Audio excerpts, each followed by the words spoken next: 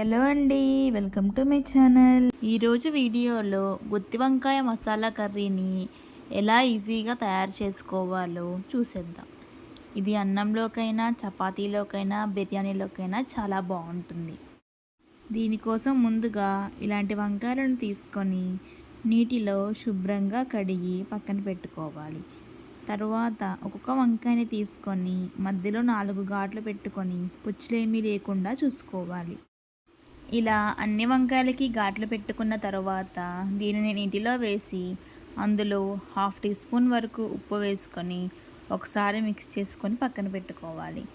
ఇలా ఉప్పు వేయడం వల్ల వంకాయలు నల్లగా అవ్వకుండా ఉంటాయి. తరువాత దీనికోసం కావలసిన పచ్చిమిర్చి, ఆనియన్, కొత్తిమీరను కూడా కట్ చేసుకొని పక్కన పెట్టేసుకుందాం.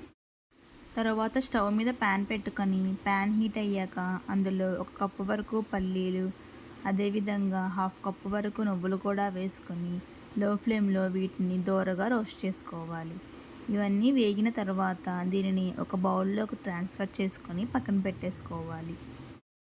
తరువాత అదే ప్యాన్లో 2 టీ స్పూన్ల వరకు గసగసాలు, 2 టీ స్పూన్ల వరకు ధనియాలు, అదేవిధంగా 4 లవంగాలు మరియు 1/2 టీ స్పూన్ వరకు జీలకర్ర కూడా వేసుకొని ఇవన్నీ లో ఫ్లేమ్లో దోరగా వేయించుకోవాలి. ఇవన్నీ దోరగా వేగిన తర్వాత దీనిని కూడా ఒక బౌల్లోకి తీసుకొని పక్కన పెట్టేసుకోవాలి. మరలా అదే ప్యాన్లో 5-6 టేబుల్ స్పూన్ల వరకు ఆయిల్ని వేసుకొని ఆయిల్ హీట్ అయిన తర్వాత మనం ముందుగా శుభ్రం చేసుకున్న వంకాయలను నీట్గా తుడిచి ఫ్యాన్ గాలిలో ఆరబెట్టిన తర్వాత ఇలా ఆయిల్లో వేసుకొని ఫ్రై చేసుకోవాలి. ఇలా వంకాయలన్నిటిని 2 వైపులా వేయించుకొని ఒకసారి మూత పెట్టుకొని 5 నిమిషాల వరకు ఉడికించుకోవాలి. 5 నిమిషాల తర్వాత ఇలా వంకాయలు వేగిపోయి ఉంటాయి. అప్పుడు వీటిని తీసుకొని ఒక బౌల్లోకి ట్రాన్స్ఫర్ చేసుకొని పక్కన పెట్టేసుకోవాలి.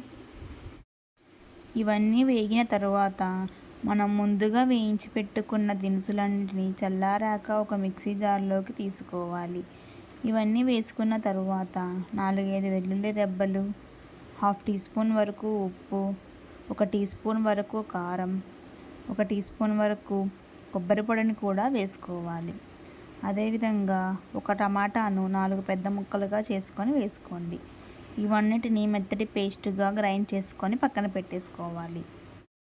తరువాత స్టవ్ మీద ప్యాన్ పెట్టుకొని అందులో ఆయిల్ వేసుకొని హీట్ అయిన తర్వాత 1/2 టీ స్పూన్ వరకు జీలకర్ర, ఆవాలు వేసుకొని కొద్దిగా కరివేపాకు వేసుకొని చిటపటలాడిన తర్వాత 4-5 పచ్చిమిర్చి చీలికలు కూడా వేసుకోవాలి.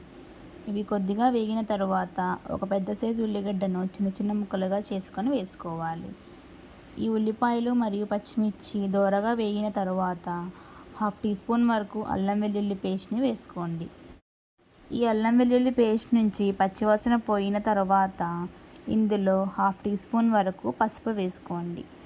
ఈ పసుపు వేసుకున్న తర్వాత ఒకసారి మిక్స్ చేసుకొని మనం ముందుగా వేయించి పెట్టుకున్న వంకాయలను కూడా వేసుకొని ఒకసారి కలుపుకోండి. ఈ వంకాయలు విరిగిపోకుండా జాగ్రత్తగా 2 వైపులా ఉడికించుకున్న తరువాత మనం ముందుగా గ్రైండ్ చేసి పెట్టుకున్న మసాలా పేస్ట్ని కూడా వేసుకొని వంకాయ ముక్కలకు బాగా పట్టే విధంగా కలుపుకోవాలి. ఈ మసాలా గ్రేవీలో పల్లీలు వేసాం కదండి, అవి పూర్తిగా ఆప్షనల్. మీకు కావాలంటే వేసుకోండి, లేకపోతే స్కిప్ చేసేయచ్చు, పర్లేదు. ఈ వంకాయ ముక్కలకు మసాలా పేస్ట్ బాగా పట్టిన తర్వాత దీని మీద మూత పెట్టుకొని ఒక 5 నిమిషాలు ఆయిల్ పైకి సపరేట్ అయ్యేంత వరకు ఉడికించుకోవాలి.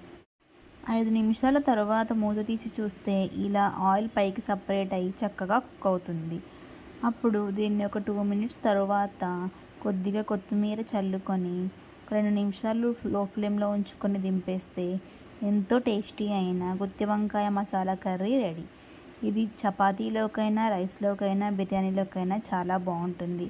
మీరు కూడా ట్రై చేసి ఎలా ఉందో కామెంట్ బాక్స్లో చెప్పండి. Thank you for watching. Please subscribe to my channel.